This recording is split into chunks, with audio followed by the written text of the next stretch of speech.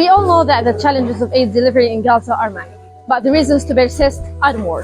And because we believe that our help makes a great difference and minimize and reduce the suffering of the Gazans, today we, Alkhidmat USA, in partnership with the Alkhidmat Foundation Pakistan, today is Thursday, the 15th of May 2025, are preparing hot meals for the needy and displaced people in the north of Gaza Strip.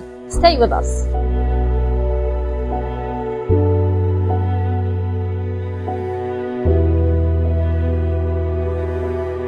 Hello again. We've just arrived at Asma bint Abi Bakr shelter in Sheikh Ridwan in the north of Gaza Strip and ready to distribute the meals. We are so lucky to be the reason to draw smiles on children's faces and remind them they are not alone in the hard and tough circumstances they live. Thanks a lot for being there for us.